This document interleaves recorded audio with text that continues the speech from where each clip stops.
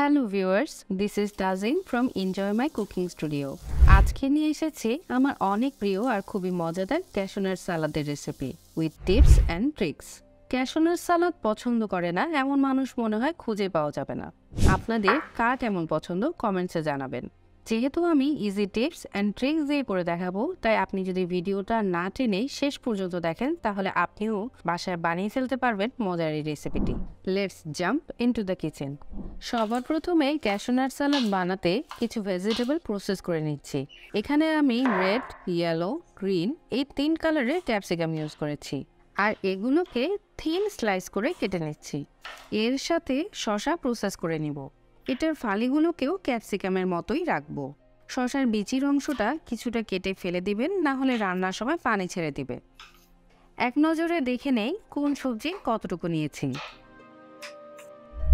সবুজ capsicum half cup, লাল capsicum half cup, হলুদ capsicum half cup, cube করে কাটা টমেটো হাফ কাপ, শসার ফালি হাফ কাপ। আর এই টোটাল 2.5 কাপ সবজির সাথে 1 কাপ মুরগির বুকের মাংস পাতলা করে লম্বালম্বি করে কেটে নিয়েছি। এখন এই মাংসগুলো ম্যারিনেট করে নিব। অ্যাড করছি হাফ টি স্পুন রসুন বাটা, হাফ টি স্পুন আদা বাটা, 1 টি স্পুন লাল মরিচের গুঁড়া, হাফ টি স্পুন গোলমরিচের গুঁড়া, 2 টি স্পুন সয়া সস, স্বাদ মতো লবণ, 2 টেবিল স্পুন কর্নফ্লাওয়ার। প্রথমে এই উপকরণগুলো ভালোভাবে মাখিয়ে নেব।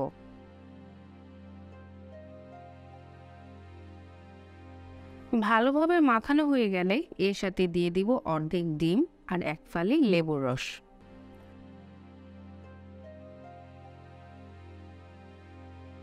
ফাইনালি আরেকবার মাখিয়ে ম্যারিনেট হতে রেখে দিব 15 মিনিটের জন্য।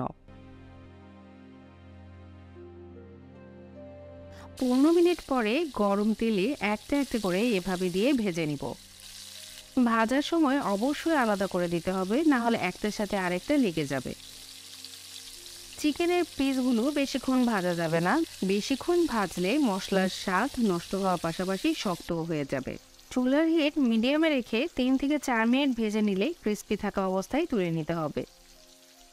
তুলে নেওয়ার সময় তেল ঝরিয়ে নিচ্ছি, কেননা এই তেলেই আমি ক্যাশনাট ভেজে নিব।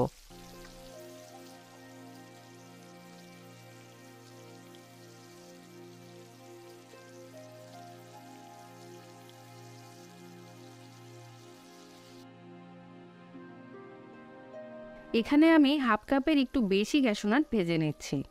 ক্যাশনাটের পরিমাণ যে যার নিজের পছন্দ মতো বাড়িয়ে কমিয়ে নিতে পারেন।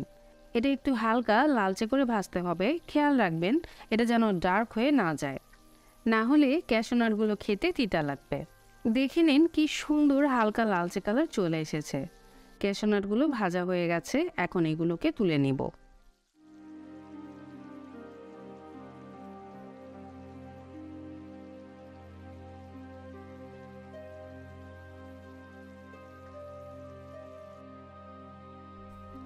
এবার চলে আসি ফাইনাল স্টেপে।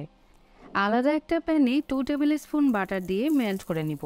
রান্নার এ পর্যায়ে কোনো কুকিং অয়েল ইউজ করব না, তাই বাটার একটু বেশিই লাগবে। বাটার মেল্ট হয়ে গেলে 1 চা চামচ রসুন কুচি দিয়ে দিব। বাটারের পরিবর্তে অলিভ অয়েল অথবা কুকিং অয়েল ইউজ করতে পারেন, but butter will give you the proper taste. রসুনের স্মেল বাটারের সাথে মিক্সড না হওয়া পর্যন্ত হালকা করে ভেজে নিব। রসুন ভাজা হয়ে গেছে, এখন সবজিগুলোকে একে একে ভেজে নিব। প্রথমে ক্যাপসিকামগুলো ভেজে নিচ্ছি। একটু কালারফুল করার জন্য আমি 3 কালারের ক্যাপসিকাম ইউজ করেছি। আপনি চাইলে 2 কালার অথবা 1 কালার ক্যাপসিকাম দিয়েও করতে পারেন, এতে স্বাদের কোনো পরিবর্তন হবে না। নর্মাল সালাদে আমরা গাজরও ইউজ করে থাকি, আপনি চাইলে গাজরও এখানে ইউজ করতে পারেন। খেয়াল করুন আমি কিন্তু সব সবজি একসাথে ভেজে নিচ্ছি না, স্টেপ ওয়াইজ ভেজে নিব। এখন অ্যাড করব কিউব করে কাটা টমেটো ফালি। ভিউয়ার্স, সবজি অ্যাড করার সিস্টেমটা হলো যেই সবজিটা রান্না হতে বেশি সময় লাগে সেটা আগে দেবেন। এই পর্যায়ে চুলার তাপ হাই থাকবে। দিয়ে দিচ্ছি ফ্রাইড চিকেন আর ক্যাশনাট। এগুলো ভেজিটেবলের সাথে মিক্স করে নিব। ভিউয়ার্স, আপনি আমার চ্যানেলে নতুন হলে সাবস্ক্রাইব করে পাশে থাকতে পারেন নিত্য নতুন রেসিপির জন্য।